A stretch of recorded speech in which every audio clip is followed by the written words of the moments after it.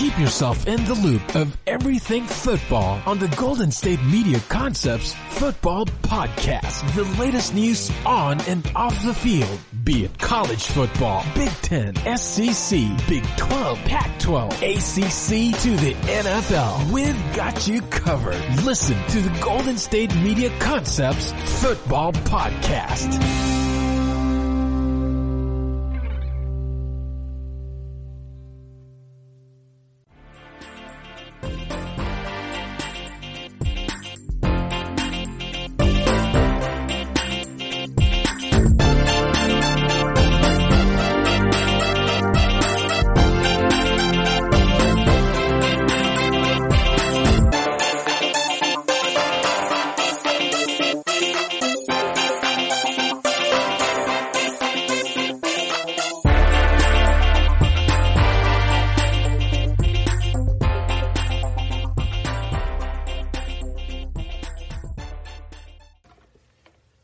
Hello and welcome, ladies and gentlemen. This is the GSMC Football Podcast brought to you by the GSMC Podcast Network.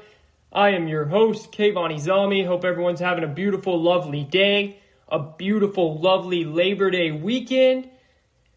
I hope everyone's having some great weather wherever they are. Here in North Carolina, we've got that fall weather, that East Coast fall weather right around September time that always comes out. The best time of the year. The best time of the year. I don't know about you guys. It's all about seasons and what season you like more. And I do love some springtime. I really do. But nothing beats that fall weather here on the East Coast. You know, when you're by the Atlantic Ocean and you wake up in the morning and it stays cool until noon, 1, 2 o'clock. I mean, that is beautiful. And usually through September here in North Carolina, we still get it pretty hot. But today it's been a beautiful day so far. And I hope everyone around the country, wherever you're listening, this is having some great weather too on this amazing Labor Day weekend. And you guys are really enjoying doing whatever you're doing this weekend. You're being safe, you're social distancing, you're wearing your mask so that we can have some football starting this upcoming week. And I hope you're all pumped as I am. I hope you can hear it in my voice because I am so jacked up, ready to go that we have football back. And,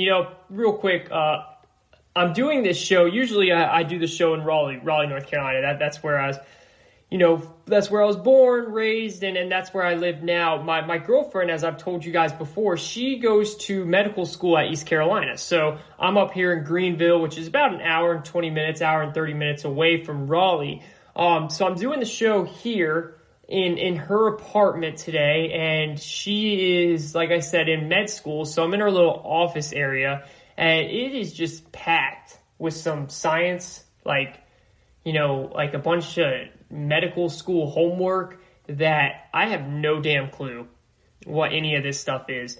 And I'm over here talking football and talking sports. And I'm not going to lie, I feel a little dumb.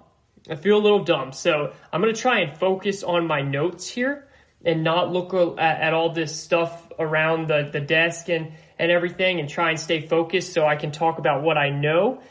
Because if we start getting off on a tangent and I read you guys some of this med school stuff, we're gonna go off the rails and we're gonna get lost real quick. So we'll stay focused here. And you know what's great? And I also am trying out something new. Then we'll get back on topic. I got some blue light glasses. I don't know if any of you guys have ever tried these. So when I work from home, right, and what I do is I work on the computer pretty much all day. So I'm staring at a computer screen, and I don't need glasses. Like my eyes are fine. Thank God that I have some, good eyesight as of now. We'll see how that gets as I get older here. But, so there's these things called blue light glasses, and I never really thought to invest in them. They're actually really cheap. And I got some the other day. They came in yesterday, actually. So I used them to work yesterday, and I'm using them right now because I type my notes on the computer and I scroll through and read to bring up points while I go through the show, and they're working pretty well. They haven't made me dizzy yet. Obviously, they're not prescription-based or anything, but they're supposed to help your eyes when you're looking at a computer screen or even watching TV or a phone, and they're pretty cool. I have a really small head, so They're a little bit big for my head, but things happen. We can work with it. So this is the GSMC Football Podcast. Hope everyone's having a beautiful day, great Labor Day weekend. And, I was watching some football on Thursday. College football's back. We got college football going on right now on this Saturday. Memphis and Eastern Kentucky, not Memphis, Marshall and Eastern Kentucky tipping off. Marshall, big-time favorites, 24-point favorites here. And it's pretty cool, just watching football right now, even though it's smaller schools. And then next weekend is when we get the ACC kicking off, so we'll have some bigger football games then. And look, things have looked good. Austin Peay and Central Arkansas played last week. After that game, everyone got tested, and there wasn't one positive COVID test. Now, listen, that is one single game, okay? That has nothing to do and means nothing for the season ahead. But if you're trying to take a couple of, moral victories as we go here, that's the first one to take. That's definitely the first one to take, and that's an exciting time. And let's see what happens from here. We don't know. We don't know if we're going to get 1 week, 2 weeks, 3 weeks, or a whole season. It's all up in the air. But what we do know is we are going to get some games. So enjoy them while you can, all right? Enjoy them while you can. Let's hope for safety, but enjoy them while you can, because we don't know how long this is going to go. And the cool thing about it was it actually felt like some normalcy was getting back in our lives when I was watching football the other night. You know what I mean? Because like the NBA and the NHL, it's been fantastic. They have been great to watch, but they are playing in a bubble. So when watching those games, while they have been super entertaining, and I love that we have those games on. I mean, it made me realize this pandemic how crazy I am, because I was nuts. I was bored out of my mind without sports, and that realized that might be an issue, but it is what it is. I love sports. I can't do anything about it. So I'm very happy that we have these games on, but it feels different. I mean, clearly it is different, right? It's an empty stadium with a big video board of virtual fans behind it. There isn't much normalcy involved in those games. Like, they are going out of their way to create a different environment so that we can have games. And even with baseball, like, yeah, baseball's not doing the bubble thing, but it's a short and wacky season. Bunch of different, some teams play this amount of games, some teams play this amount of games. Like, everything is off. And so even watching baseball, it's clearly not the same.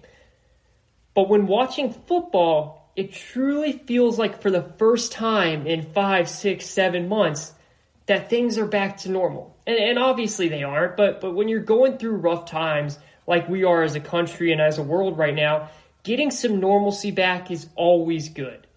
And having football back on was very cool to see. And I'm really enjoying it, and I hope you guys are as well. And let's enjoy it for as long as we can, because we don't know how much longer we're going to get it.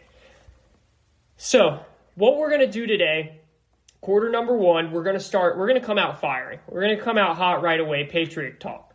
Patriot talk right away, Cam Newton getting named captain. But Patriots letting go of another offensive weapon. Are there any weapons left on this team on the offensive side of the ball? Am I getting worried about my Patriots pick to win the AFC East? We're going to discuss it right off the bat. Then after that, we're going to go from the Patriot organization to really the greatest Patriot of all time. That's right, Tom Brady, and the Bucs adding another offensive weapon. So the Patriots losing an offensive weapon, the Bucs adding another one. Has this team now, the Bucs, Tampa Bay Bucs, officially become a Super Bowl or bust season? I mean, that roster is stacked from top to bottom. We're going to look at the addition of Leonard Fournette and what does this do for the team. Coming out of halftime, we will then dive into all the recent news going on around the NFL. See, I figured with the NFL starting this week, we should go through everything going on. Guys getting released from teams, veterans getting released from teams like Adrian Peterson. Jadeveon Clowney is on the move. 2 teams left. Who's going to take him? Titans or Saints? The Bears have officially named a starting QB in 2020. Did they make the right choice?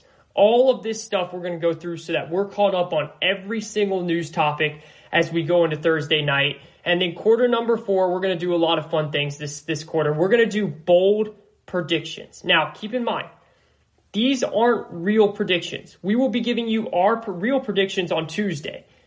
These are bold predictions. So they might sound a little bit crazy or seem like impossible to happen, but that's the whole point of a bold prediction. And keep in mind, I do actually believe these things could happen.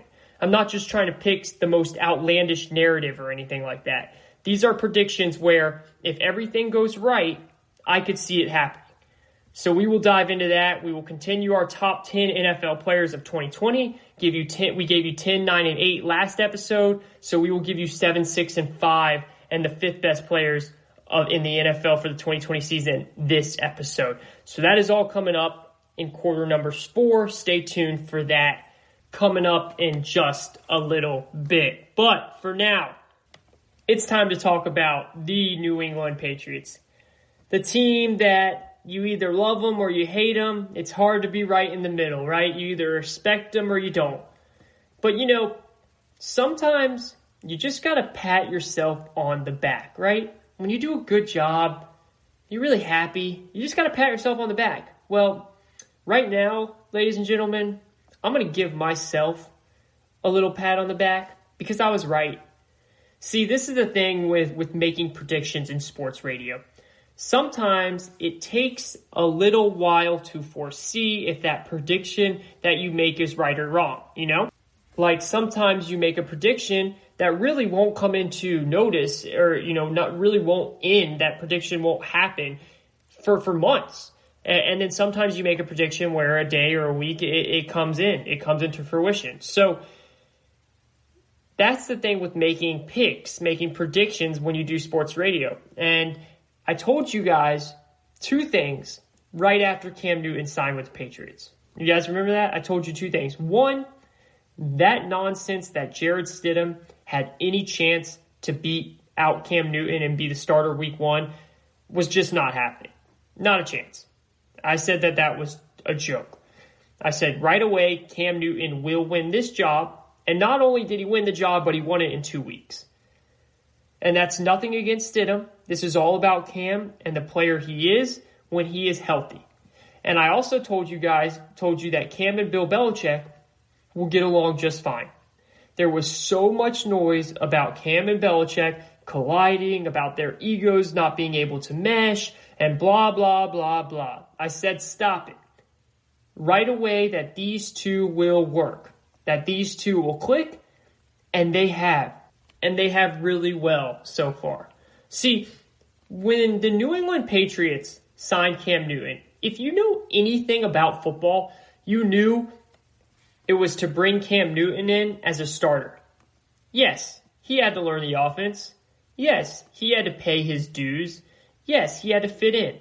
And yes, he had to do all the things that the Patriots are known to be about. But anyone who thought that Jarrett Stidham had a shot to start over Cam Newton just simply doesn't know football. It's that simple. Cam Newton is a former MVP. And given his health as of late, he has a chip on his shoulder because he was basically out of the National Football League after the Carolina Panthers released him. Nobody wanted him. There are 32 teams in the NFL. And out of those 32 teams, only 1 team wanted him. 1 team. So 31 other teams, other than the New England Patriots, said no. And now some of them obviously have great quarterbacks already, like the Seahawks have Russell Wilson and Packers have Aaron Rodgers and so on. So obviously they don't have an interest in Cam Newton, so you can take those teams out. But in essence, 31 other teams said, we do not want you, Cam Newton. So to think that there's not a chip on Cam Newton's shoulder, you'd be crazy. When you look at Cam Newton, when I look at Cam Newton, I see swagger. There's this polish, this dancing that he has going on, this confidence. There's this aura about him where other players walk into the locker room and you look at him and he commands your attention with his confidence and his size, and because of his work ethic. That first guy in, last guy out type stuff. that corny stuff, but it's true, and he's always been that way. He's just never gotten the credit for being that way. I don't know why, but he's always been that way. It was widely known when he was here in Charlotte that he had an excellent work ethic. He earns the respect of his team. So he commands it because he earns it because of how he works. And then he ends up being the starting quarterback of the New England Patriots in 2 weeks. They just announced it, and Bill Belichick never does these types of things. You never see Bill Belichick do these types of things. He never announces it. In fact, he even said after he announced it that he said, "I'm not announcing any other starters." We know who the other starters are, obviously, but the only one that you need to know was Cam Newton. And why does this make sense? Well, obviously because of everything I just said. Cam is a former MVP. He has a massive chip on his shoulder, and he has a swag that commands the locker room to the point that the team actually voted him one of the 3 offensive captains. And that's the impressive part here. He's been there for a cup of coffee. 3 weeks, that's it. And he gets named the captain. That right there tells you a lot about him. That right there tells you the respect that Belichick has for him. It tells you a lot about his leadership ability. It tells you a lot about his work ethic. It tells you that Bill Belichick made the right decision and that he was one of only 31 teams to want you, Cam. And now you're going to get rewarded for your hard work by being named captain. I love it. I love it. And the Patriots are going to get rewarded because I believe Cam has a lot left in the tank. And they're going to get rewarded for making this decision. I've been saying this since day one. And as long as he stays healthy, I think Cam Newton is going to be a wonder for the New England Patriots. But why was this obvious? Why did I know that this was going to happen? Obviously, because of all of those things that I just said. But why was it obvious? Because Bill Belichick is 68 years old. And Bill Belichick is about one thing and one thing only, winning. Bill Belichick isn't about rebuilding. Let's try out some young guys. Let's take this experiment. Let's do some new things here. Get out of here. No, that's not Bill Belichick. Bill Belichick praxis is to win. Bill Belichick's course of action is to prepare every single player on his team, whether it's Cam Newton, who's brand new in the system, or the guy who's been around for 8 years to learn something new so that no matter the circumstance, the situational football that happens on a Sunday afternoon, we're going to be prepared and we're going to win. And who's the player who gives them the best chance to win, to do that? It's Cam Newton. Obviously, we know that the New England Patriots aren't elite like they used to be with Tom Brady. But over the last couple of years, when they were winning Super Bowls pretty much consistently, and if not winning, they were at least in the Super Bowl pretty much consistently. And that's the excellence that Bill Belichick commands. And for those that believe that he would accept or expect anything other than that, you guys are just fooling yourselves. You're just putting this notion in your head because you want them to be bad. I understand. I'm not a Pats fan. I don't want them to be good. I could care less about the Pats. But I'm going to be honest to my listeners. You're lying to yourself if you thought that Bill Belichick, because Brady left, is going to expect anything else. So when Cam became available, and ultimately once he signed with the Pats, this was a no-brainer that Bill Belichick was taking his Cam pill. He was taking his Cam pill.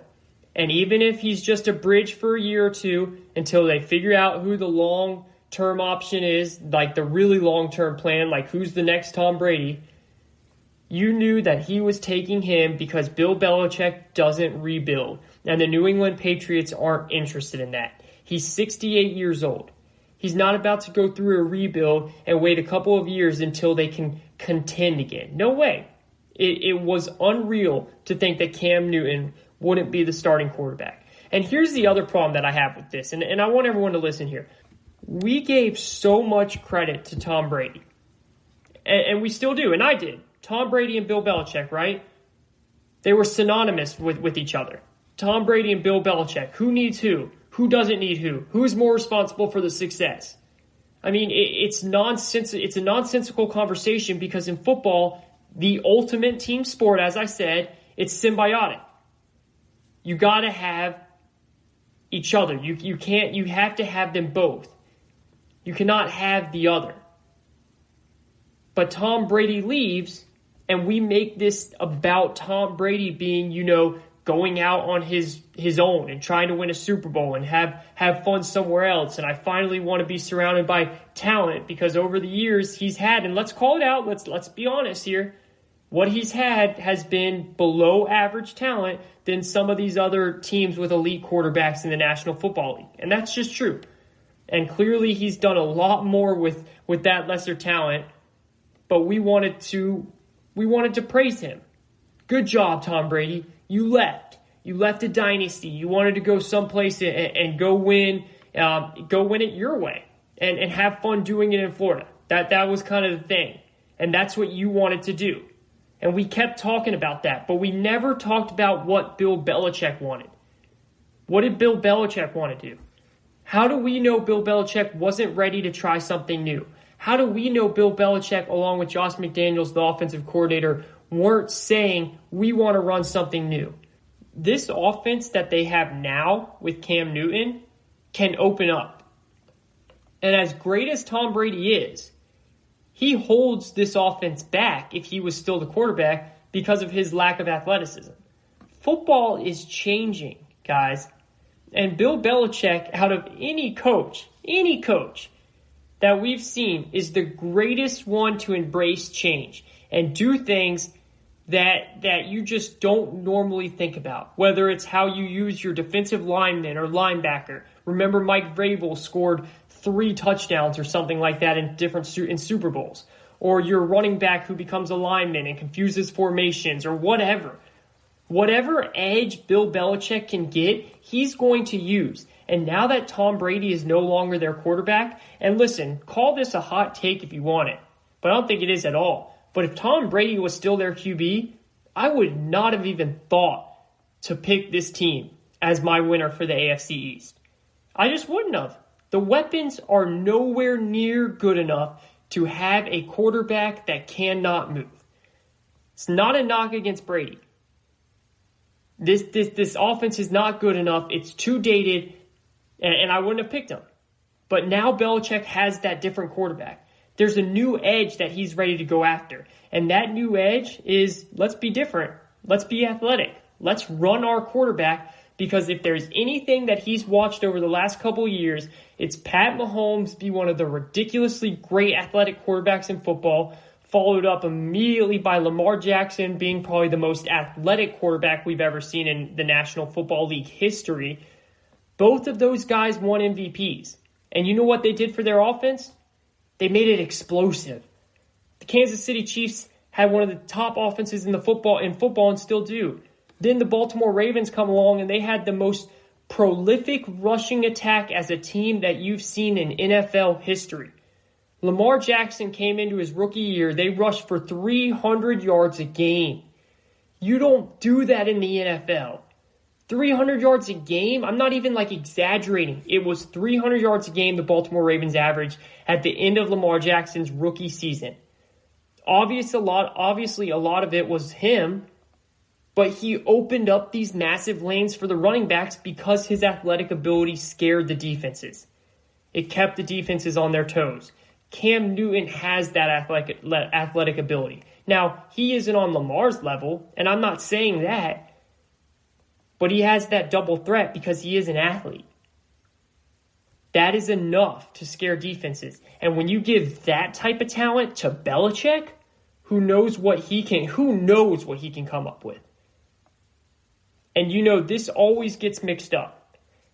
But as much as we like to think about the New England Patriots offense being a passing offense because of Tom Brady and that great arm that Brady's has, they run the ball.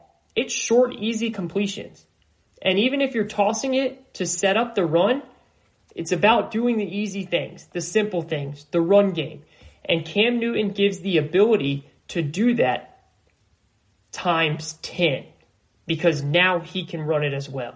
Because now he becomes a threat as well on the ground. Bill Belichick, just like Tom Brady, probably wanted something new and different from what they have been doing the last 20 years. And that doesn't mean that because Tom left Bill that he's going to have greater success, or Bill is now without Tom that he's going to have greater success, but it's different. And you got to give Bill credit. And we know this from the decision that he's made at quarterback, he's not ready to mail it in. He's always been about winning. This goes back to his Giants days. And for those who even thought for a second that he's going to lay down and let this division become the Bills division, or in 4 years become the Jets division or the Dolphins division, you're out of your mind. The only time this won't be the New England Patriots division is when Bill Belichick is no longer the coach of the New England Patriots. Good job, Bill Belichick. Well done. We knew Cam was going there for a reason. I knew it. We knew he was going there to be the starter. I tried telling them, Bill. I tried telling them. Some of my audience listened, but some of them just didn't want to listen to me. But I said it from the start, and I'm going to give myself a pat on the back for that one. This is the GSMC Football Podcast. We're going to take a quick break, and when we come back, it's time to talk about the guy that left New England, Tom Brady. How high are these expectations? Are they too high? We'll discuss it right after this. Listen up, sports bettors. This is Bryson Ethan here to tell you about our favorite sports book, and that's BetUS. Football, basketball, and baseball are all back, and that means it's time to get down your bets. We only endorse one sports book, and that is BetUS.com. Why, you ask? BetUS is the pioneer in online betting with more than 25 years in the biz. You need a sports book with integrity and longevity, and you need to know that you're going to get paid. That's right, Bryce. You need a sports book that offers everything, including live betting, MMA, golf, horses, esports, entertainment, and all kinds of crazy prop bets and futures. So call today at 1-800-MyBetUS. That's 1-800-MyBetUS, and they will walk you through getting started. Nobody in the industry gives better bonuses or bigger bonuses than BetUS. Join now, mention GSMC, and you get up to 150% in bonuses on your first deposit. Nobody beats that. We bet at BetUS, and so should you. So join BetUS today. That's BetUS.com, or call 1-800-MyBetUS, mention GSMC, and get 150% in bonuses on your first deposit. Are you looking for help for your fantasy football team? Check out the GSMC Fantasy Football Podcast. Get today's best advice on who to start, who to sit, even who you should draft. From sleeper picks to red hot lineups, they got it all covered for you. That's GSMCpodcast.com/fantasy-football-podcast. We'll cover traditional leagues, dynasty, PPR, even IDP leagues. When you need fantasy help, there's just one show to hit up. Don't forget to like them on Facebook and follow them on Twitter. Visit GSMCpodcast.com for more info.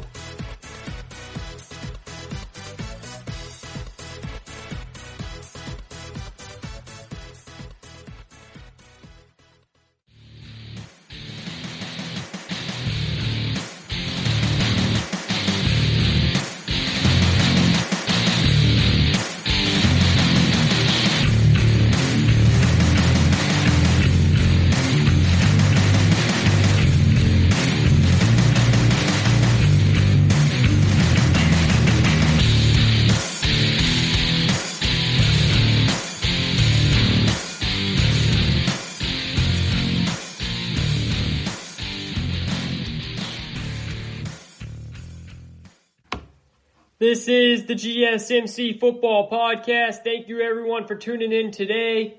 I am your host, Kayvon Izami. Hope everyone's having a lovely day, having some great weather for this long Labor Day weekend. If you have the weekend off, good for you. Enjoy it, relax, take that time off, and do your thing, do your thing. We are heading into, it is Saturday here where I am recording, and you guys will get this come Sunday afternoon. And then we will be officially into week 1 of the NFL. And that's exciting. I mean, that is some exciting news for a tough summer with no sports for half of the summer, more than half of the summer. A lot of, just really awful things going on in the country right now. We're going to get a glimpse of hope, a glimpse of normalcy back come Thursday night when the defending champs, the Kansas City Chiefs, kick off against the Houston Texans in a stadium that I may add actually will have fans too. And that's going to be pretty cool to see as long as Kansas City does it right. As long as they make sure that the fans are wearing masks, they're social distancing, and making sure that they have it set up for people to exit and people to come in a way where they're not all touching, side by side like a usual NFL game would be. So remember also, we are coming up at quarter number 4. We're going to do our bold predictions for the 2020 NFL season. Now you say, what are bold predictions? All right. Those are predictions where you jump out of your comfort zone a little bit, right? You get a little wild with it. There sentiments, there ideas that you actually think could happen, but it's a bit of a long shot. Like, if the stars all align, this will happen.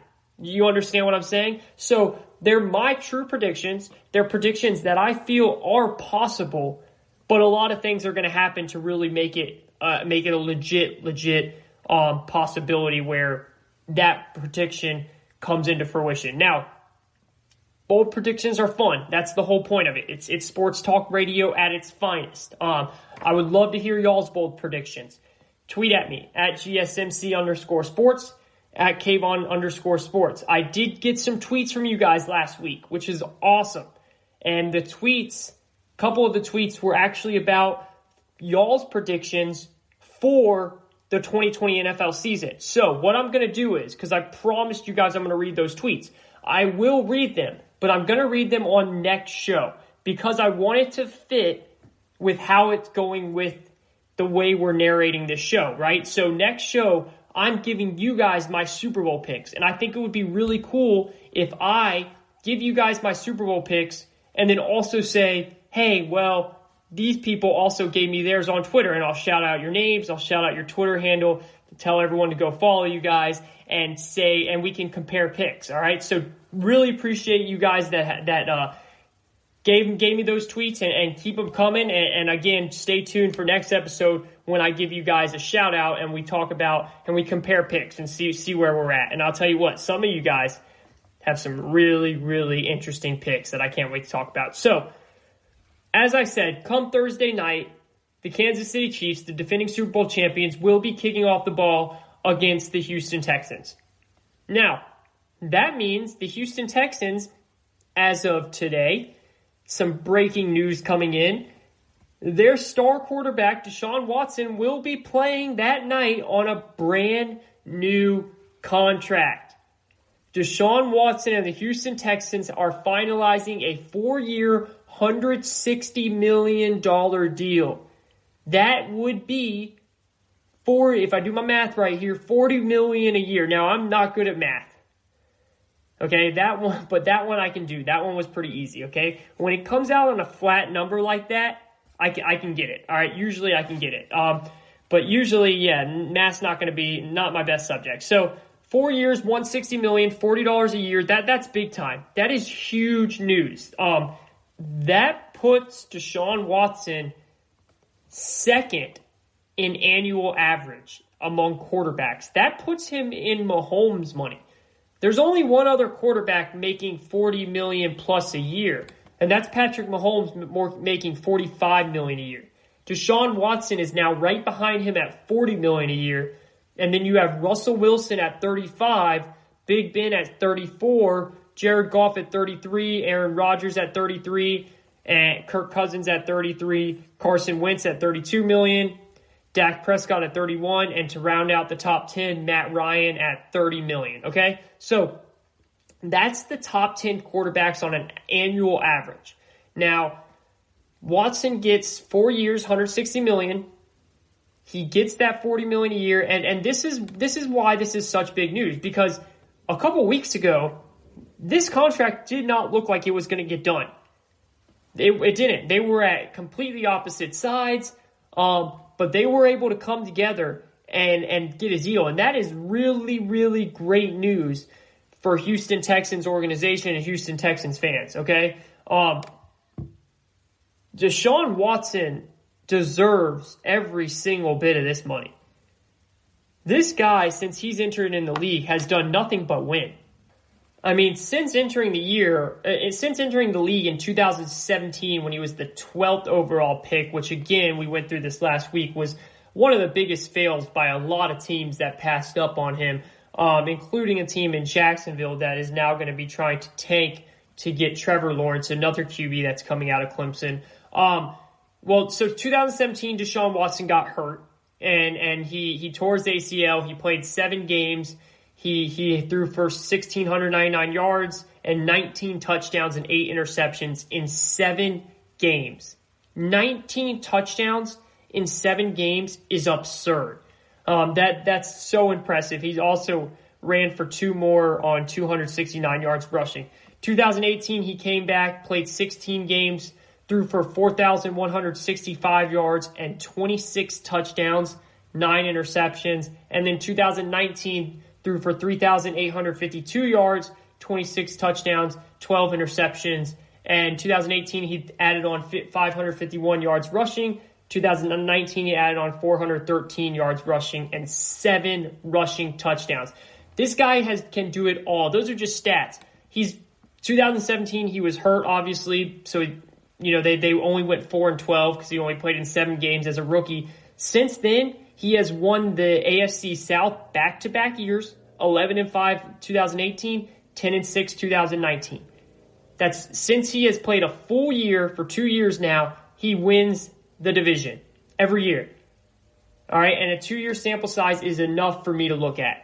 This guy knows what he's doing. This guy is a great young quarterback. I honestly think that I have him ahead of Lamar Jackson right now when it comes to just the pure talent of his quarterback. Obviously, Lamar is someone that's going to dazzle and jump off your TV screen, and he's going to do all the running and stuff. But when it comes to one game, win it all, I'm going to take Patrick Mahomes number 1 as our young quarterbacks, but Deshaun Watson is right behind him. And the guy he wins, and he's been doing it. This is the special thing. He's been doing it without an offensive line. He's been getting beat up and running around for his life, but he's still been able to perform every time. And that's what's super impressive. I mean, guys, in 2019, last year he got sacked 44 times. In 2018, he got sacked 62 times. That should not happen as a quarterback. The Houston Texans have not done a good job by putting a good offensive line in front of him. They haven't. But through all of that, and they're going to have to change that. If they want him to be a Texan for life, and if they want him to play 15, 16, 17, 20 plus years like the quarterbacks are able to play now, then they've got to change that. But he's been doing this with a terrible offensive line, and every single time, every single season, every single game I watch him, it's just been more and more impressive, and he's just been getting better and better. This is well-deserved contract. Watson earned every bit of that contract, and I know this is the type of contract that Dak Prescott wanted. This is exactly what Prescott wanted. We heard it. Jerry Jones wanted to give Prescott a 6-year deal, a 5 or 6 year deal. Dak wanted a 4, just like Watson, so that he can re-up in 4 years. The only problem is Dak hasn't proved that he deserves this contract. If Deshaun Watson had the offensive line that Dak Prescott has had, if Deshaun Watson has Ezekiel Elliott like Prescott has had, Watson would probably be getting an identical contract to Mahomes right now. Prescott needs to show he can put the team on his back like Watson has, because Jerry isn't going to cough up that type of money if he doesn't. But this isn't about Prescott. This is about Watson. This is a exciting day for Texans fans, exciting day for the Texans organization. Congrats to Deshaun Watson, and watch out, because he is going to be a problem for teams many, many years now, as long as Bill O'Brien, the GM, doesn't totally screw things up. Not the coach. I think Bill O'Brien, the coach, is a very good coach. He's done a lot with lesser talent before Deshaun Watson got there. But Bill, the GM, not so much. Bill, the GM, has some issues. As long as Bill, the GM, gets himself straightened out, Texans fans, you guys should be happy. Today is a big day, well-deserved, to Deshaun Watson. All right, let's move on. This is the GSMC Football Podcast. I am your host, Kayvon. Checking into you guys on this beautiful Saturday. Hope everyone's having a great Labor Day weekend. Let's dive into the Tampa Bay Buccaneers here, all right? The rich keep getting richer. We've heard that statement before. We've heard that line before. As the offensive juggernauts down in Tampa Bay add a new piece to the collection, Leonard Fournette, it works out perfect for Leonard Fournette. He doesn't have to leave the state of Florida. This is the perfect situation for Fournette. We have heard all the rumors about Fournette. Wasn't the best teammate, fell asleep during film sessions. Look, we get it. He always was on an awful team. An awful team. And now he goes from a terrible team with a terrible culture to a team with so much leadership, a team with a great leader in Bruce Arians, a team with great leadership in Tom Brady. That is how you rejuvenate a player's career. Also, speaking of Bruce Arians, a player's coach, by the way, someone that players love to play for, other than Doug Marrone, who players always have had issues with. Not all players, but he's definitely had issues with players in the past. Bruce Arians, all players love to play with him. This is how you rejuvenate a player's career that has talent, but it hasn't worked out in the past, right? Second chances are so key. They're so key. And this is the best landing spot for Fournette to get that second chance because he has the talent. We went through this and he produced and showed that talent on a bad team. He showed that. And let's be clear here. Bruce Arians can come out all he wants and say that Ronald Jones is the starting running back and nothing against Ronald Jones. He is a good young back in this league, but Fournette is going to win this job once he gets acclimated to the system. Some people forget, but over the last 3 years, only 5 running backs have gone for 2,500 rush yards and 1,000 receiving yards. Fournette is one of those. Now he goes to a good team with great leadership that has so many weapons. This is a great situation for Fournette. So I wanted to get that out of the way first. Now, let's talk about the Bucs. What does this mean for the Bucs? The Bucs are officially in that conversation now as real, legit Super Bowl contenders. But now I'm getting to the point where we're hearing all this of, is it a Super Bowl or bust? That's what we keep hearing. Oh, look at all these weapons. It's Super Bowl or bust. And it's starting to get there, right? I mean, when you have this much talent, how can you not look at it that way? How can you not look at it like that way? And you know what? I'm actually going to say that it is Super Bowl or bust. It is. There is too much talent. They were already my pick to win the division. But now I'm starting to really believe that this should be a Super Bowl winning team for Tampa Bay Tom Brady. And next episode, I'm actually going to be giving you guys my Super Bowl predictions, as I said, because I'm going to be shouting out the Twitter followers' Super Bowl predictions as well. But so stay tuned and see if I actually believe that they will be in the Super Bowl. We'll find out. But I will say this. Brady has no excuses. No more excuses. This is the first time ever in Brady's career where he has 2 former top 10 picks on the offensive side of the ball, in Mike Evans and Leonard Fournette. And it's not like they're old school former top 10 picks. It's not like they're top 10 picks from 10 years ago. These are players that either are still on their rookie deal or just re-signed a new deal. He has a player's coach that will let him do what he wants on offense to feel comfortable. He hasn't had that situation yet, so now it's in his hands. 2 1,000 wide receivers in Chris Godwin and Mike Evans, and that was 1,000-yard receivers with Jameis Winston there, who turned the ball over 30 times. His all-time favorite target in Rob Gronkowski's there, which, by the way, some cool stats for you guys. Since Gronk entered the league in 2010, Brady has posted a QBR of 77.6 when Gronk is on the field. Without Gronk, he's posted a QBR of 58.2. Brady loves him some Gronk. And now he has Gronk. With 2 other big tight ends in O.J. Howard and Cameron Brate. I mean, this team is one of the most stacked teams on paper that I've ever seen. Do you guys remember last year when the Cleveland Browns were making all these moves left and right? They added Odell Beckham. They had Jarvis Landry. They added Kareem Hunt to go with Nick Chubb. They had tight end David Njoku. They were stacked. And so many people in the media were picking them to go to the Super Bowl because of what they had on paper. And I said, no, stop. Stop. This is the NFL. I don't care what you have on paper. All those weapons, they mean nothing to me. Unless, you guys know what I'm about to say, unless, that's right, your quarterback performs at a high level. And I didn't trust Baker Mayfield to do that. I didn't think Baker Mayfield was ready for that type of situation. And I also didn't think their head coach at the time, Freddie Kitchens, was ready for that situation either.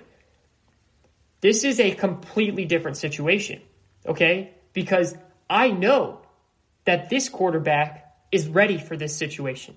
I've seen this quarterback handle pressure. Because if there is one quarterback in the league that knows how to handle hype from media before actually doing anything on the field, it's Tom Brady. If there's one QB I trust that knows how to handle a target on his back, because let's be real, all these other teams are seeing this offseason. All these other teams have been watching how things have been going this offseason. And they're saying, okay, I want to hit him in the mouth. I want to beat that Tampa Bay Buccaneers team. You don't think the Saints, who have won the NFC South 3 years in a row now, are saying, this is our division. What's he doing? What's Tom Brady doing in our division? You don't think Matt Ryan is going to want to try and end that debate of it's just a Breeze and Brady that are elite quarterbacks in this division? You don't think he's going to want to show it? Teams are going to want to come at Brady and the Bucs this year. And Brady knows that, and he knows how to handle that. I trust Brady to be able to handle that situation because he has done it before. There's no excuses for Tom Brady this year. You know, I was fair to the Browns last year. I told everyone, I said, stop this nonsense. You're putting way too much pressure on Baker. Baker, he's in his second year. He doesn't know how to handle a team like this. And week one, the Titans, please. They came out and smacked him in the mouth right away. All right? Brady knows what to do. Brady had a team that went 16-0. He knows what he's doing. And there's no excuses for him because the Bucs have gone all in on him. The Bucs know that he's 43 years old. Okay? They know that. The Bucs know that they got rid of a younger QB who, had a lot of issues, but they got rid of him for a 43-year-old one. And you know what they said? They knew that eventually Father Time's going to take over, so we're not going to waste any time. We're going all in right now. And they stood by their word. I mean, man, did they stand by their word. They put together a roster where you have to give them credit. I mean, is it a hot take to say that this is the best offense Brady has ever been in? When you think of some of those great New England teams, most of them were built on their defense and then Brady being great with average weapons or even below average weapons at times. And then a great tight end in Gronk. The one really good offensive team we think of when we think of the Patriots and Tom Brady is that 2007 team that went undefeated. And when you look at that team, you had some good players. And you had Randy Moss, and no one on the Bucs is as good as Randy Moss. That's obvious. But that Patriots team is nowhere near as deep as this Bucs team. That's not even a debate. And I get it, Brady was much younger then, much, much younger. But that's the thing. That's been my whole point all along. Because of these weapons, because of the depth on offense, he doesn't need to be 33 or 35-year-old Tom Brady. He honestly just needs to be good. He doesn't need to be great. He just needs to be good. And that's just the offense that we've been talking about. You know, it reminds me a little bit of when Peyton Manning went to Denver. It really does. Because in the beginning, the offense was great. It was nasty. Peyton Manning broke the touchdown record. He was throwing 8 touchdowns a game. They weren't able to get it done, though, and then they had to build it through the defense. Tom Brady his arm, he didn't just have shoulder surgery like Peyton Manning was coming off of. So Tom Brady has these weapons, but he's ready to capitalize on it now. And again, that's just the offensive side of the ball. We haven't even mentioned the defensive side of the ball yet, which everyone is overlooking. Let's talk about the defense. Let's talk about that defense that's emerging. Let's talk about the last 8 weeks of last season. Top 10 in takeaways. Third in yards allowed. Talk about a defense that is going to complement the offense. An offense that was third in points that threw after only third in points and they threw 30 interceptions. A defense that has one of the brightest defensive mind coaches in the game in Todd Bowles. A pass rushing unit that can get to the quarterback like no other. Good young linebackers in Devin White. The secondary will be a problem. The secondary is full of young players, and they're going to have to step up and get going. But Todd Bowles will get them there. Guys, this team, there's no holes in this team other than that secondary. So are the expectations getting too high? Not at all. Because this is what Brady wanted. Because Brady picked this team. Brady had everything to do with this team. And when you do that, the expectations are high. And when you win 6 rings, the expectations are high. And when you leave a dynasty and the greatest coach of all time in Bill Belichick, you better believe that the expectations are high.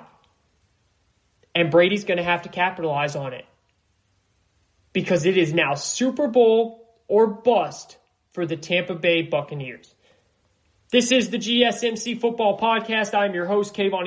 We're going to take a quick break, and when we come back, it is time to go around the NFL. Let's turn on the clock. Let's go state by state. Let's dive into all the hottest topics, the new news that's coming around the NFL. We'll be right back after this.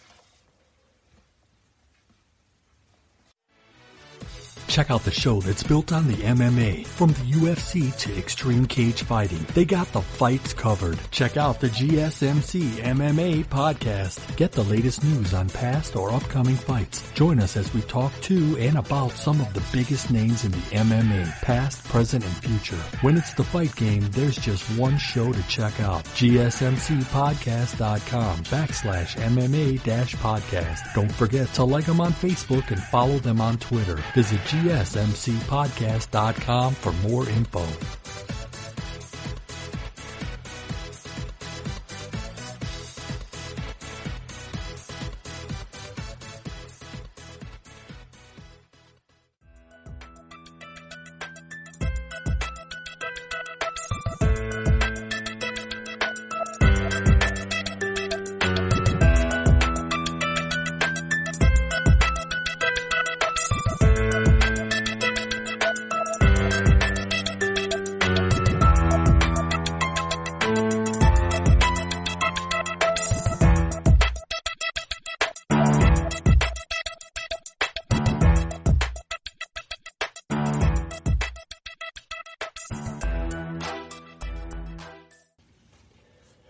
We are back. This is the GSMC Football Podcast, brought to you by the GSMC Podcast Network. Hope everyone's having a great day. Hope everyone's enjoying the show. We appreciate all of you guys tuning in as always. You know who it is. I'm your host, Kayvon, and we are entering quarter number 3, coming out of halftime. Great show so far. Really just dove into the Patriots and the former Patriot, right? the Bill Belichick and the New England Patriots, and then the former Patriot, the great Tom Brady. And it's going to be interesting. You know, I think if anyone asked in all of sports right now, what's the one matchup you'd love to get? You know, I know this is an NFL podcast, but if you just look around the sports world, I mean, I think a lot of us would love to see the Clippers-Lakers battle in the Western Conference Final. I think that would be an awesome matchup. You have a lot of bad blood there. You have a historic franchise in the Los Angeles Lakers versus a franchise in the Clippers that have been non-existent for their entire entire span of being a franchise, but now they have a guy in Kawhi Leonard that can change that can be the first to bring a title to that team and to that organization. Kawhi versus LeBron, that would be a really good one. Some other ones, Yankees, Dodgers in baseball, that's a big one that I think everyone would love to see because of the history behind those two franchises. I mean, the Yankees, the most winning franchise in sports against the Dodgers, where, baseball is sitting there on their knees praying for that type of matchup because that's the ratings the ratings galore for sure. And then you have the New England Patriots against the Tampa Bay Buccaneers. Could you imagine if we could get a Super Bowl with that? That would be the best storyline championship game in sports history. I mean, imagine the talk and the questions leading up to that game. You have Tom Brady, 20 years with one coach. That coach, a couple years ago, tried to get rid of him and keep the young and up-and-coming Jimmy G. The owner had to step in and say, no. What does Brady do? He proves the coach wrong by going and winning 2 more Super Bowls after that. Then Brady decides enough is enough, I'm out. He goes to Tampa. And now Belichick does it with a new quarterback and Brady does it with a new team. That would be storylines like no other. And that, it's just, I thought about that because we were talking about those two teams. And look, again, I'm going to be giving my Super Bowl predictions next show. But, I mean, it's harder to see the Patriots getting there. Again, I think that they will make the playoffs, but they just do not have the talent on the offensive side of the ball to get there. Now, Belichick is a very good coach, and he knows how to make an incredible defense. And I would definitely be more confident if it wasn't for the 8 defensive players that have decided to opt out because of COVID, and understandably so. But that's going to be that's going to be a very tough challenge, and we'll see what happens. But for the Bucs, that's a very realistic option. The Bucs representing the NFC in the Super Bowl is a very realistic option. And it should be something that they think that they have to do. With the talent that they have, I get that they haven't had an offseason. I get that this is their first year together. Man, I don't care. You have the third best offense with Jameis Winston as your quarterback after throwing 30 interceptions, and you still have the third best offense. You better be ready to have a top 5, top 3 offense with Tom Brady, who is going to get never will throw 30 interceptions. He won't even throw 10. Tom Brady does not turn that ball over. And then you have a defense that ended the year third in yards allowed and top 5 in takeaways. That's a good team right here. There really isn't many holes on this team other than that young secondary. And I have all the faith in the world in Todd Bowles coaching them up. 2 very good coaches, Bruce Arians, up-and-coming offensive coach, and Brian Leftwich, and then that defensive mind of Todd Bowles, who's just a genius on the defensive side of the ball. So, look, there's no excuses for Brady. Brady's got to get it done. And at the very least, he has to make the playoffs. If he doesn't make the playoffs, this is a failure. There's too much talent now. I started out saying, you know what? He's 43 years old. This might be his final year. He really might have that drop off because we never know with athletes. They look so good one day, the next day they fall off. That's how sports is. But Brady takes care of his body, and Brady picked this team. He didn't get traded to this team. He handpicked this team. He handpicked this roster, other than, the pieces that were already there. But he added, he was a big reason why LaShawn McCoy came. He was a big reason why Leonard Fournette came. He's a big reason why Gronk is here. This is his job, and he better take full advantage of it, and at least make the playoffs. But in my mind, this is a Super Bowl or bust. You got to get to the Super Bowl. If you lose to the Mahomes or someone like that, then okay, I will not call that a failure. I'll call that a success. but you got to get to the Super Bowl. You got to get to the Super Bowl. All right, let's go around the NFL now. Let's look at all the news and notes of what's going on before the NFL season starts. We're officially 8 days away from when I'm recording this on Saturday, so we'll be even closer. And that's 8 days away, by the way, until the Sunday of NFL football. So until game 1, we're way closer than that, baby.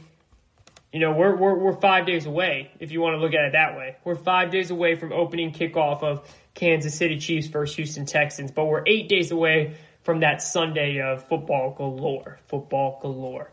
Oh, I love that. I love that, and I can't wait. So let's go around the league, and let's start in Washington with the Washington football team. They have officially released future Hall of Fame running back Adrian Peterson. And I want to start with this. I want to take this conversation in two different ways, okay? This is not a surprising move. This is where I want to start about this.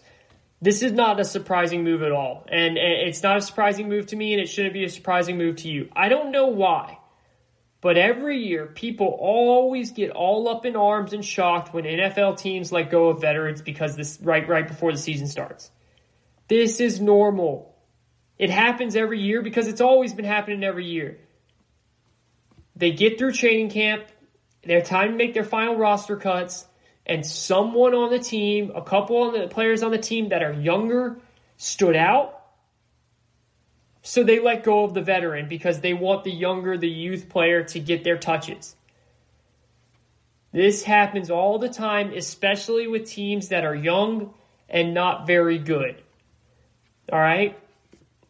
And that's what Washington is. Adrian Peterson is still a good running back. That's not what this is about. I mean, last year he ran for 898 yards and 5 touchdowns. Averaged 4.3 yards a carry at 35 years old, I want to add. He can still play, which is very impressive. He definitely can be a contributor to another team out there. There's no doubt about that. But why would Washington keep him? There's no reason for Washington to keep him other than just having a famous name on their roster to bring in fans. And fans aren't even going to be in the stands this year in Washington as of now. So what's the point? They're a young team. They need to give those touches to Antonio Gibson, the rookie out of Memphis, who I really like, by the way, and all reports so far coming out of training camp is that he's been turning heads with how well he's playing. That was a huge reason why they probably let him go. They have Bryce Love, who was the standout running back out of Stanford. These are young guys that can be developed best by playing. And Adrian Peterson, AP, also known as All Day, baby, being there just takes away touches from those guys. So this news was not a surprise for me, and I don't think it should be for you either. When you're on a team that doesn't have high expectations, and you go through all of training camp, and the coaches and the GM, they see how you guys are performing in training camp. They see that you have a lot of young talent, but clearly it's not going to be one of those years where you're going to win a lot. What do you turn to? You turn to developing those young players. And that's the whole name of the game there. And that's why that. So that's one part of the conversation, okay? I think it's a great move for Washington. I really like Gibson, the rookie out of Memphis. I think Bryce Love's a good running back, and this, for Washington fans, you shouldn't freak out. This is good news. And I love Adrian Peterson, and he should find a home somewhere. But now I want to get into this part of the conversation. The other part is this. And when this news came down, it got me thinking. And I know Adrian Peterson says he wants to keep playing, and I believe he will keep playing for at least one more season. But he says he wants to keep playing for 3 or 4, he said. But it got me thinking, where does Adrian Peterson rank in the all-time list of running backs? You know, this is intriguing to me. As of right now, he ranks 5th all-time in yards for running backs, okay? So he is 5th all-time for yards by running backs as of right now. And again, he says he wants to keep playing. So where does Adrian Peterson rank right now? And I don't know that anything is going to, between now and the rest of his career is probably going to markedly change his historic place, right? Like, yeah, he wants to keep playing. He might tally on a couple more yards here. But But I don't think that's going to change. Like, oh, does he jump from 5 to 1 or 5 to 2 or 5 to 3? If anything, it just moves him a couple spots. But this is all opinion based anyways. He's a future Hall of Famer. But these are fun conversations. So where is he on the list of the greatest running backs ever to play the game? There are 4 who have rushed for more yards than him in NFL history. That's Emmitt Smith, Walter Payton, Frank Gore, who, by the way, is still playing at age 37, and that is remarkable. Barry Sanders. Of those, I would put Emmitt Smith, Walter Payton, and Barry Sanders ahead of Adrian Peterson on the list. That's not an argument to me. I would definitely have Emmitt Smith, Walter Payton, and Barry Sanders ahead of Adrian Peterson on the list of all-time great running backs. And while Frank Gore is a great player and a Hall of Famer, and for playing such a tough position, a position that takes so many hits, it's remarkable how long he has been able to play. It's unprecedented. And AP is getting up there too in age, but I don't have Frank Gore over AP as an all-time better running back. I think AP had more of an impactful career and was just better. But that's not taking anything away from Frank Gore. Like, Frank Gore is amazing. He's an anomaly. Like, running backs will never run for as late as he has and for the amount of yards like he has. So third all time in rushing yards. But again, I think AP just had more talent, so I put AP over him. But then you got to go down and look at the rest of this list. So then you get to Jim Brown. Jim Brown is 11th on the all-time rushing list. I don't think AP is as good of a running back as Jim Brown. I think Brown is arguably the greatest running back ever. And the only reason Jim Brown is down at 11th with 12,312 yards is because he only played 9 seasons. He then decided to retire early when he could have played much, much longer. That's the only reason why he's down at 11th.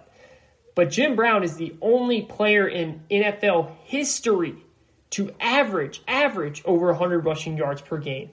That's remarkable. Now, I'm not old enough to have watched Jim Brown, I'll admit that.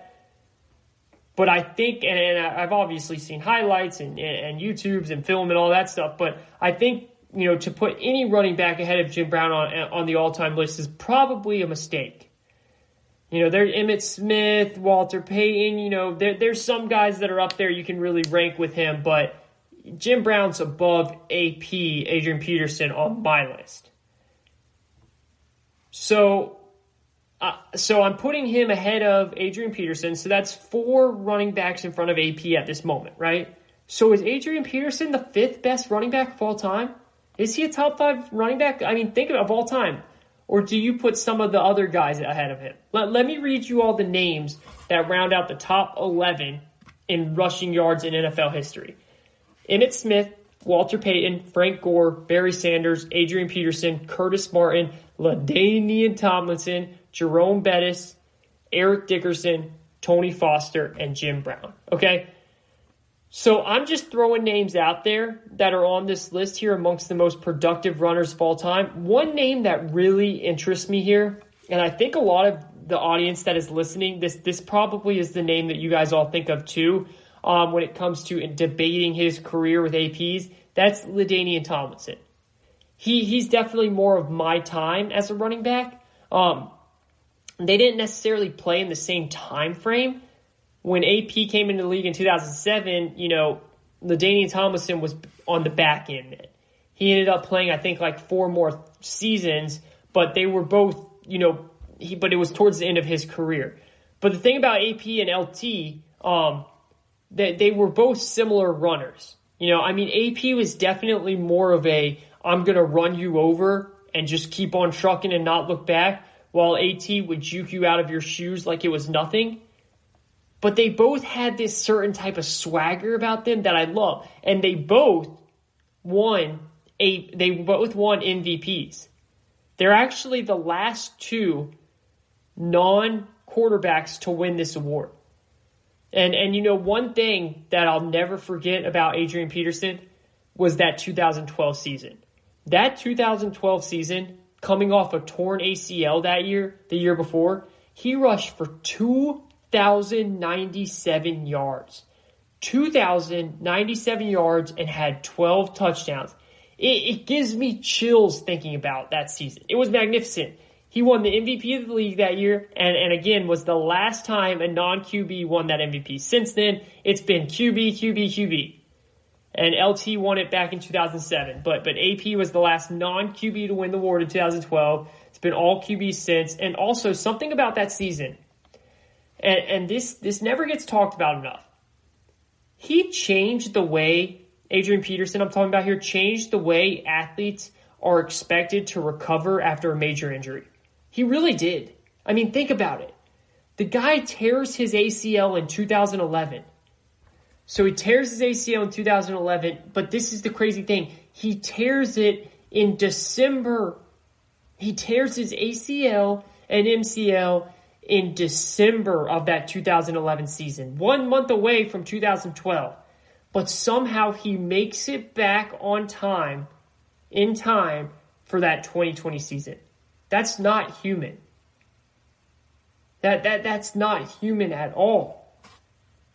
So to be able to tear your ACL in December and be back that next September, it's what, 7 months? 8 months? He changed the way people look at athletes when they have a serious injury. He changed the way athletes look at themselves when they have a serious injury. They feel like they could come back up because it's not like, because if he just came back and did nothing or just had a normal season, it'd be like, okay, yeah, he that's normal. He hurt himself. No, he comes back in less than 12 months and runs for 2,000 yards in a season and wins the most valuable player in the NFL award. That's special, and that's awesome. And I know that AP is not retiring, and he's going to still play, and I love that. So I'm not trying to talk like, oh, he's retiring and all that, but he's getting released. We don't know. He's 35 years old. It's fun to talk about this stuff because he deserves to be talked about this because he had a Hall of Fame running back career, and he's going to go down as one of the best running back ever. So where do you have him? I want to know, where do you guys have AP ranked in your list of top running backs? Is he in your top 5? He's in my top 5. I'm telling you right now, he's in my top 5. I've got Emmitt Smith, Jim Brown, Walter Payton, Barry Sanders, and Adrian Peterson. I love me some LT. I really do. I wanted to put him in there, but he's in my top 5. Guys like, O.J. Simpson, who had an extraordinary, great player. He might have been one of the most talented running backs, but obviously his career was cut short because of off-field things, so that hurt him. But he had some talent where he could have broke a lot of records. Jerome Bettis was so impressive to me because he was a different type of back. He was a big back, but he still was able to turn on the jets and run like no other. So I want to hear from you guys. Am I leaving someone out? Let me know on Twitter. And again, I do think someone is going to pick Adrian Peterson up. I really do. He said last season he wanted to play for 4 more seasons. I don't know about all that, but he did run for. He was less than 200 yards short of almost being a 1,000-yard rusher last year. I mean, 4.3 yards a carry. That's not bad. This guy can still play. He will definitely have an impact for some team out there who will eventually pick them up, especially in a year with COVID, and you don't know what's going to happen week to week. So that's the Adrian Peterson news. Again, let me know on Twitter where he is in your top 10, top 5. Is he in your top 5 of all-time running backs? And if not, who is in your top 5? Why is he not in your top 5? At Kayvon_sports, at GSMC_sports. So that took up a little bit more time than I thought, but I'm glad that we got to go through it. So what we're going to do is we're going to take a quick break now, and then when we come back, we will finish up the news going around the NFL. The Bears have named a starter. Did they make the right choice? 2 teams are going heavily after Jadeveon Clowney. I'm going to tell you why one of those teams must sign him if they want any chance to do what they want to do this year, what their expectations are this year. And then to end it, we're going to get into the bold Kayvon predictions of 2020, baby, and I can't wait for you guys to hear that. And then, of course, we'll end it with our 7th, 6th, and 5th best players entering the 2020 season. Don't go anywhere. We'll be right back after this. This is the GSMC Football Podcast. Check out the show built around the women of MMA. From the UFC to the extreme cage fighting, we got the fights covered. Listen. It's the Golden State Media Concepts Women's MMA Podcast. The latest news of upcoming fights, discussions of previous matches. Join us as we talk to and about the biggest names in women's mixed martial arts, past, present, and future. When it's the women's fight game, you know where to listen to. The Golden State Media Concepts Women's MMA Podcast.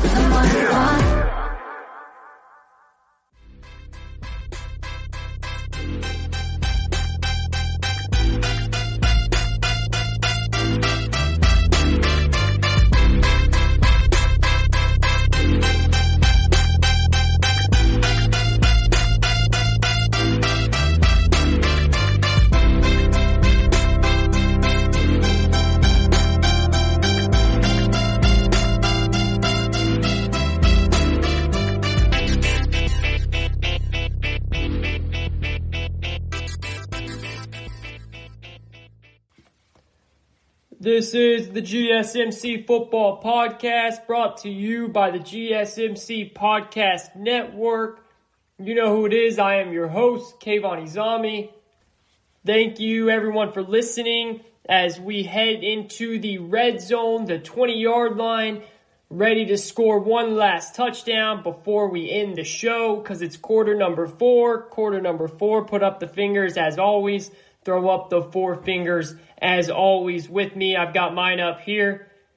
And I hope you guys enjoyed all the segments so far. I think we covered a lot of football stuff. I wanted to make it strictly football today. And that's what it has been. And it's exciting because this is what every show is going to be like so far. And, you know, we just talked about Adrian Peterson and some of the amazing accomplishments that he's had over his career, playing at 35 years old now. And him and Frank Gore, really, they're anomalies when you look at running backs. I mean, you just don't see a running back at 35 years old that can put up 898-yard seasons. I mean, you just don't see that. And even for Frank Gore, you know, he's playing. He was on the Bills, and he didn't get as much touches last year, but he still put up 600 yards. You know, called 13 passes for 100 yards. I mean, two rushing touchdowns. Those two have had just phenomenal seasons. And again, I don't have Frank Gore in my top five, but he's right outside of it. Just so impressed with the longevity of his career. But Adrian Peterson's in my top five. Adrian Peterson is a special guy. I remember all the way back when he was at Oklahoma, and he was just running people over in Oklahoma. And when he was coming out of that draft, I thought this is one of the best running backs I've ever seen. And he ran angry. That's the thing. He would always run angry. I always remember him as someone that would just, it's like you guys ever see those highlight films where, mainly this is in movies, but it happens sometimes. You get like five players holding on to a running back's like hips, and they're just like standing still, like moving their legs like they're trying to do like they're trying to run. And their legs are so big, they're such a beast that they end up moving the whole pile. That's why I always think of Adrian Peterson, because that's how he runs. He runs angry. He would always have those big quads that he just could run you over and wouldn't look back. And then he also could turn on the jets and juke you out of your shoes.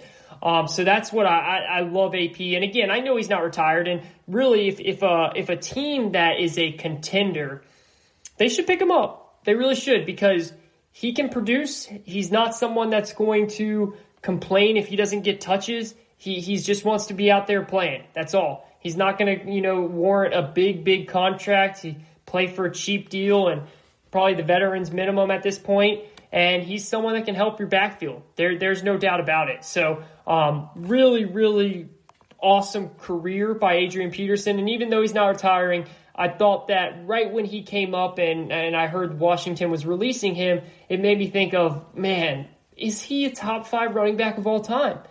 And he is in my opinion. And I want to know what he is in yours. Hit me up on Twitter at GSMC_sports or at your boy's homepage at Kayvon at Kayvon_sports at Kayvon_sports.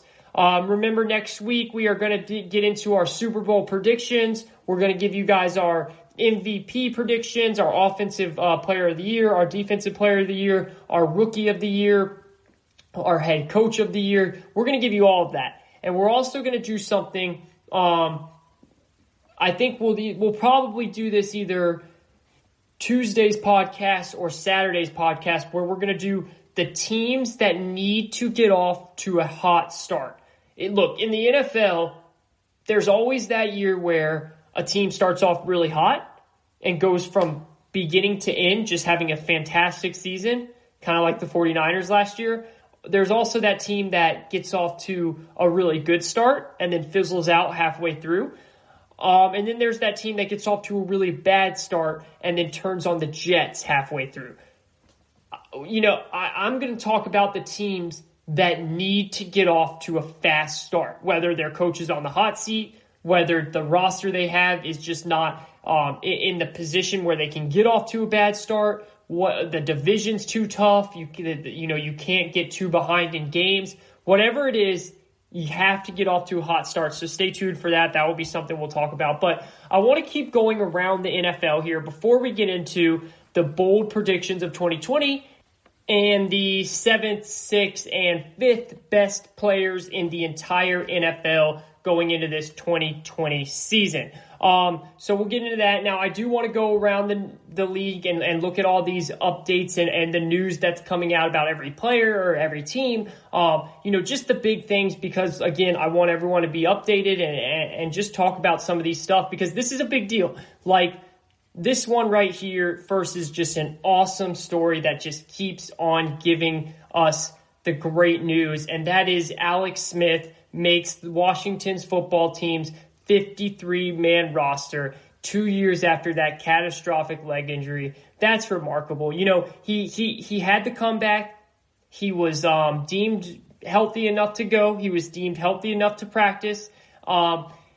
He still hasn't participated, from what I've read and been told, in a full padded 11-on-11 workout yet. But I was told that he worked hard, worked really hard. He showed potential, and they're keeping him on the roster.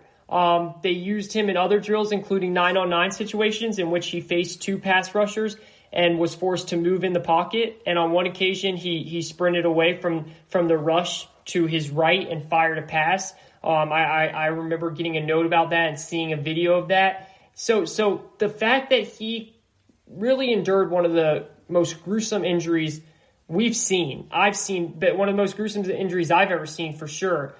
And then for him to come back and make this team is just such a feel-good story that I love to see. And congrats to Alex Smith for all the hard work to get him back and him making the roster.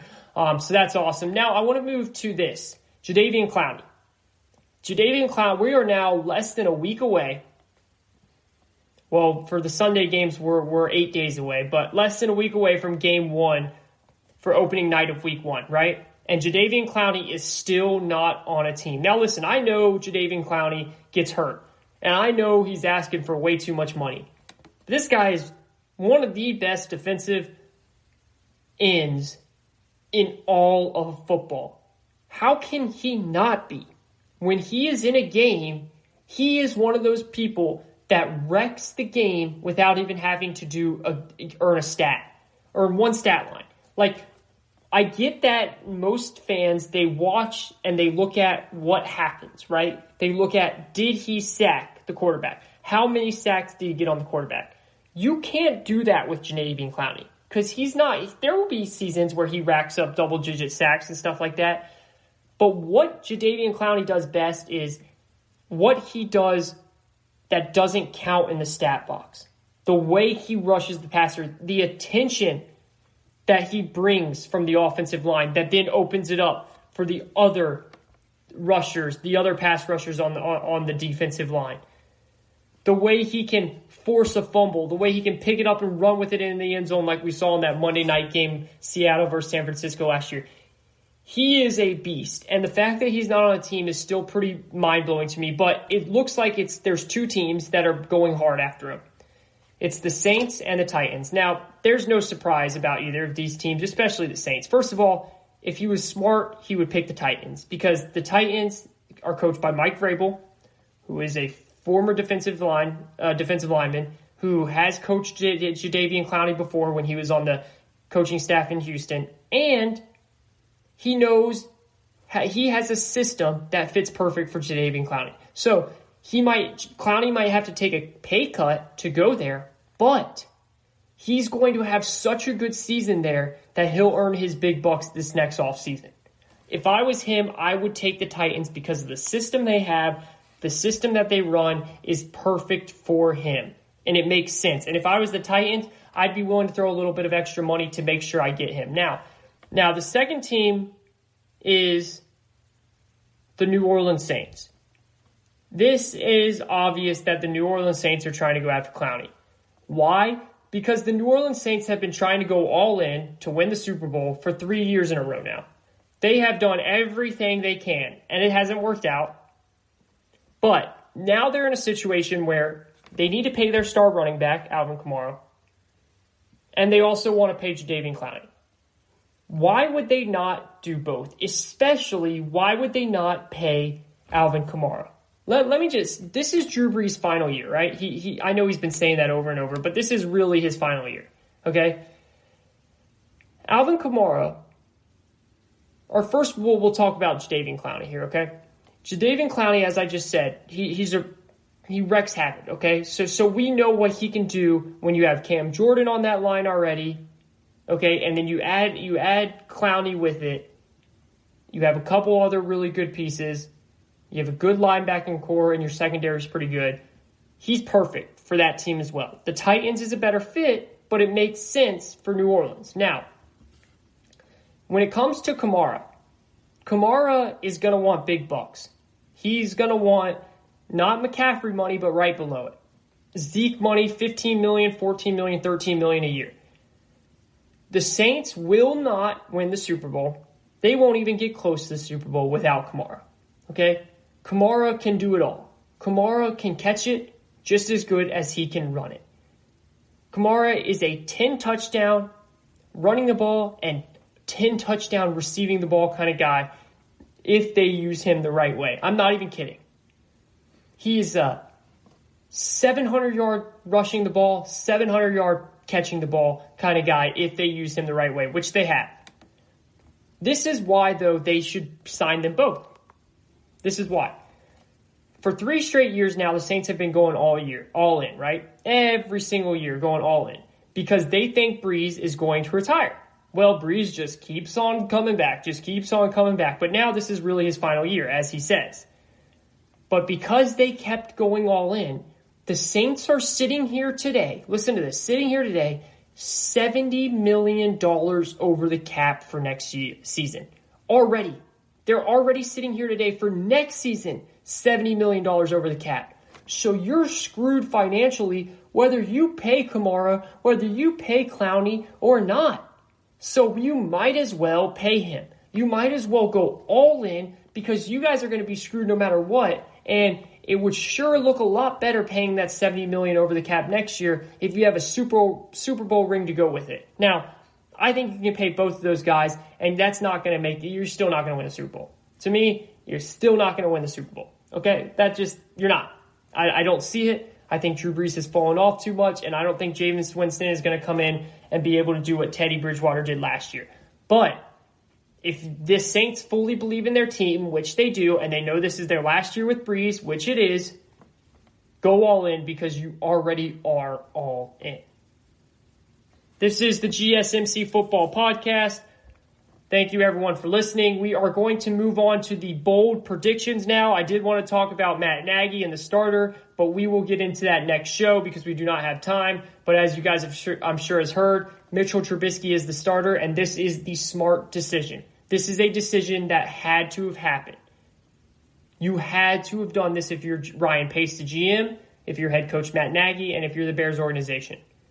We'll get into that more, though. But, Mitch, it's time for you to go prove it, Mitch. It's time for you to keep that job and keep Nick Foles on the sidelines. Now, let's get into the bold predictions, all right? Remember, bold predictions are predictions that can happen if all these stars align. They're a little out there. They're a little out on the edge, but they're fun, and it's possible. First bold prediction for Kayvon. The Kayvon bold predictions. Matthew Stafford will have his best NFL season of his career this year. Last year, Matthew Stafford, before he got injured, threw for 2,499 yards, 8 games in. He threw for 2,499 yards, 19 touchdowns, and 5 interceptions with a passer rating of 106 and a completion percentage of 64.3. 8 games in, they were 3-4-1. 3-4-1 with losses to the Chiefs by 4 points on the last second play. Losses to Green Bay by 1 point. Okay?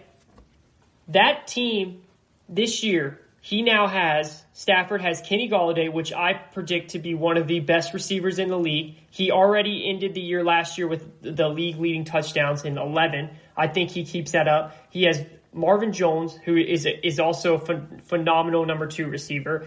And then they got, out of Georgia, the running back, DeAndre Swift, who I really like. And he'll go with Kerryon Johnson very well, who also is a very good running back out of Auburn, who got hurt last year too. Okay? And then they had the big boy, Bo Scarborough, too, if they need. So I like Matthew Stafford. He has the weapons around him. And I think that my first bold prediction is that Matthew Stafford will have the best NFL season of his career come 2020. The next bold prediction, Kayvon's bold prediction lives on. It is the Pittsburgh Steelers will win the AFC North. Now, remember, my real prediction, I have Baltimore winning it. But I have Pittsburgh right behind them, and then I have them making the wild card spot. Bold prediction, if everything lines up, Pittsburgh Steelers will win the AFC North. Listen to this stat.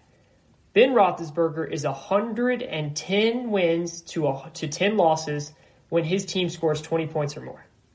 Ben Roethlisberger has 110 wins in his career to 10 losses, so 110 to 10 when his team scores 20 points or more.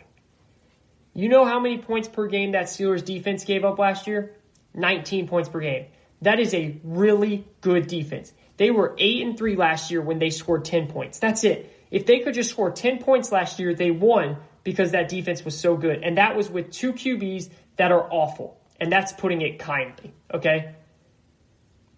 That is putting it kindly. And Duck Hodges and Mason Rudolph. You put Big Ben under center with those weapons, with Juju getting better, with James Washington, with Deontay Johnson, with James Conner, with Jalen Samuels, and then that defense with J.J. Watt, Minka Fitzpatrick, Devin Bush. Sign me up for this team to win the AFC North as a bold prediction. Next one. Oh, this one's good. Aaron Rodgers is in his last year in Green Bay and will force his way out after this season. Aaron Rodgers is in his last year in Green Bay and will force his way out after this season. Look, the stars align on this one. They do. They drafted Jordan Love number 1 overall. Rodgers is going to, unless he wins the Super Bowl, and even if he wins the Super Bowl, why stay? Hey, here, I got you another Super Bowl. But guess what? You drafted a guy behind my back when I just took you to the NFC Championship game last year. Nah. This will be Rodgers' last year in Green Bay. Book it. Next one. Hayden Hurst, tight end required by Atlanta this offseason, will lead all tight ends in touchdowns this season. That's right. Nobody uses big tight ends that can play the middle of the field better than Matty Ice. Nobody. Last year, they had Austin Hooper as the Falcons had Austin Hooper as their tight end. He had 75 catches for 787 yards, 10.5 yards a catch for 6 touchdowns, and he got hurt. Okay, he didn't play the last month of the season. To do all that, that's what Matt Ryan does this with tight ends, okay? Austin Hooper left, he went to Cleveland, in comes Hayden Hurst, who last year, Hayden Hurst put up 30 catches for 349 yards and 2 touchdowns. That's only 30 catches. That catch mark will double to at least 60 catches. Okay, I think that Hayden Hurst will end up one of the top 5 tight ends in all of football at the end of the season. So fantasy players, look out for him later in the draft. And I think he could end up, if all things align, leading the league in tight ends for touchdowns. That is my bold predictions for the 2020 NFL season. I hope you guys enjoyed them. And now let's move on to the best players in football. Remember, last week, if you haven't heard, we did the 10th, 9th, and 8th best players heading into the 2020 season. Today, we're now going to do the 7th, 6th, and 5th best NFL players. And then on Tuesday podcast, we will do the 4th, 3rd, 2nd, and 1st best players heading into the 2020 season right before that Thursday night kickoff starts. So, number 7. And just to refresh everyone's memory, last week we had Michael Thomas, number 10. We had Khalil Mack, number 9. And we had Stephon Gilmore, number 8. Number 7, Christian McCaffrey, best running back in all of sports. Only running back to make this top 10 list. Christian McCaffrey, first one to go 1,000-yard receiving, 1,000-yard rushing ever as a running back. The guy can do it all. The guy can literally be the heartbeat of the team, the center of the team, and they can build around him because he is that good. He can run between the tackles. He can run outside the tackles. He can catch the ball through a slant. He can catch the ball just as a little drop-off out of the backfield, and he can even run routes as a wide receiver. He can do everything. He's one of the best running backs I've ever seen play, and he's the perfect definition of a do-it-all player. He'll do it all, whatever. You tell him to do it, he'll do it. That is my 7th best player heading into this year, and I think he has even better stats or close to it with Teddy Bridgewater in there because Teddy Bridgewater is going to be doing a lot of dumping off and just, getting the ball out of his hands to Christian McCaffrey. 6th best player, the guy that got the big bucks today, Deshaun Watson. Now, I already read you guys all of his stats earlier, so when we talked about him getting that 4-year, $160 million deal, so I'm not going to bore you with those stats again, but this is just simple. He's a winner. He's a winner. At his age, he is one of the best quarterbacks in the league already. He's a top 5 quarterback in the league already, better than guys like Drew Brees and Tom Brady. I know they're older, but he's better than them now. And eventually one day, he might be the best quarterback in football. And him and Mahomes and Lamar Jackson will be battling for the AFC for many years to come. Deshaun Watson is the 6th best player in football. Number 5, Julio Jones, the highest wide receiver ranked, right above Michael Thomas. Julio Jones is the 5th best player in football, and he is undoubtedly the first best receiver in football. I get it. Michael Thomas has the stats. I get it. Michael Thomas has the catches. Julio Jones, first of all, the Falcons have more targets, so Matt Ryan spreads the ball around much more than Drew Brees does. Drew Brees just keeps on dumping it to Thomas all the time. Julio Jones, if I guarantee you, if you ask 10 scouts to pick a receiver, whether you want speed, physicality, great hands, route running ability, who do you want in the NFL? I guarantee you at least 8 out of those 10 would say, give me Julio Jones, because he can do it all. He has the hands, he has the speed, but he has the physicality to also get off the line and knock you over. Julio Jones is the best wide receiver in football. I don't care if you think this is too high for a wide receiver. He is an impact on the team because even when he's not catching the ball, he's drawing a double team, which gives Calvin Ridley and Hayden Hurst and Todd Gurley and Russell Gage and all these other players on the Falcons roster to get open. And the best thing about him is he's a true superstar that does not complain. He is team first guy. He's not going to complain if he doesn't have 10 touchdowns. He's not going to complain if he doesn't get 10 catches because he knows at the end of the day he is a beast and he's going to get his, but it needs to be spread out for the team to win, and he's perfectly fine with that. Julio Jones is my 5th best player heading into the 2020 season. This is the GSMC Football Podcast. Thank you, everyone, for tuning in today. Again, I hope you all are having an amazing Labor Day weekend. Hope you're being safe out there, but having fun, of course, having some great weather. And when we come back and talk to you guys again on Tuesday, we will officially be 2 days away from the kickoff of the Week 1 season, and it is going to be a doozy. It is going to be a doozy. It's going to be different. It's going to be weird. There's going to be a lot of things that we haven't seen, and it even might be bad football at first. but embrace it. Don't complain. Embrace it. This is what we get. It's 2020. And let me tell you something. Getting football is better than not getting football. It's that simple. So embrace it. Love it. Have fun. Put on your jerseys. Cheer for your teams. Try and win your fantasy leagues.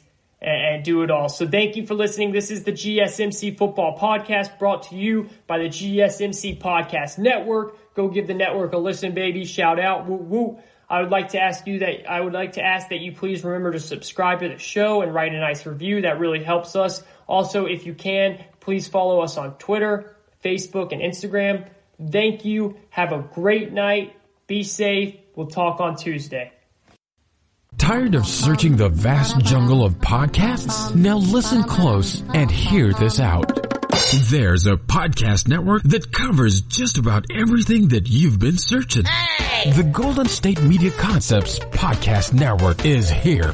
Nothing less than a podcast bliss with endless hours of podcast coverage.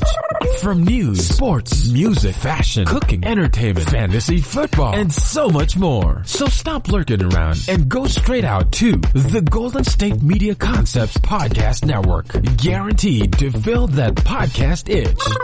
Whatever it may be. Visit us at www.gsmcpodcast.com. Follow us on Facebook and Twitter and download us on iTunes, SoundCloud, and Google Play.